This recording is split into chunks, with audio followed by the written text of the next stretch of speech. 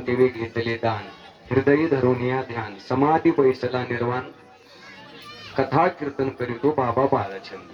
दररोज हरिपाठामध्ये समाधी संजीवन हरिपाठ. तेव्हा त्या ठिकाणी तात्या भजन प्रेमी होते म्हणून कालही रात्री वायकर गुरुजींच्या भजनाला इतकाच असा समाज जमला होता. आज तर त्यांचा मुख्य त्या ठिकाणी पुण्यस्मरणाचा जो दिवस आहे. आज सुद्धा गोसावी परिवार आणि त्यांचे सर्व पाहुणे मंडळी, आपटेष्ट मंडळी, विशेष म्हणजे तात्यांची सगळी सांप्रदायिक भजन प्रेमी मंडळी या ठिकाणी उपस्थित राहिली. आता या ठिकाणी ज्यांनी आपली भजन सेवा सादर केलेली आहे, तात्यांच्या मुखातून सारखं नाव यायचं आणि तात्या फिरायची वरच्या भागाला. आता आम्ही कीर्तनाच्या संबंधाने असायचो, त्याच्यामुळं भजनाचा जास्त योग नव्हता.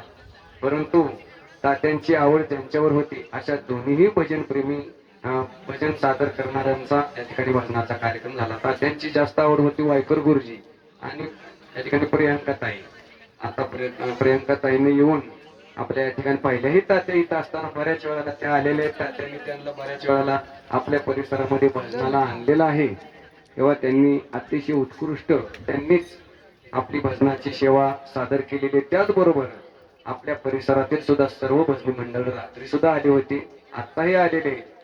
तात्या दर एकादशीला भजनाला फलटणला सावता मंदिरात जायचे. शेंडे दादासाहेब शेंडे सुद्धा या ठिकाणी गेल्याही वर्षी दादा भेटायला आलते, याही वर्षी आलेले.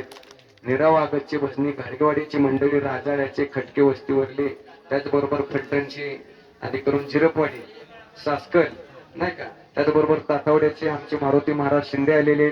त्याचबरोबर आपले माटाचीवाडी साठेफाट्याचे ईश्वर मामा आलेले. सांगवीचे आपले रवींद्र चांदगुडे सर आलेले आहेत. अतिशय उत्कृष्ट गायनाचार्य आपल्या भागातले आहेत.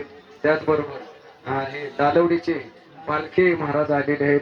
निरगुडीचे आपले कुतवळ महाराज आलेले आहेत.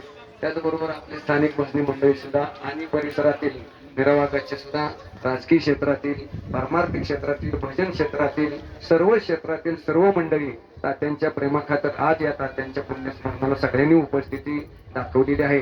तर आपल्या सगळ्यांच्या वतीने त्या ठिकाणी आपण देवाला प्रार्थना करायची, देवा ज्या ठिकाणी तात्या असतील तिथं सुद्धा त्यांना भजनानंद प्राप्त करून द्या आणि पुन्हा सुद्धा त्यांना इथं जन्म प्राप्त करून द्या. मृत्यू लोकांमध्ये घेईन मी जन्म याचसाठी देवा, तुझी चरण सेवा साधावया, अशी सर्वांनी प्रभूचरणी प्रार्थना करायची. नंतर या ठिकाणी पूजा संपल्याबरोबर आरती होणार आहे. आरतीनंतर आलेल्या भजनी मंडळाचा सन्मान होईल. त्यानंतर त्या ठिकाणी प्रसाद आहे, तो प्रसाद सेवन केल्याशिवाय कुणीही जायचं नाही, अशी सर्वांना तळमळीची आणि कळकळीची विनंती. रामकृष्ण.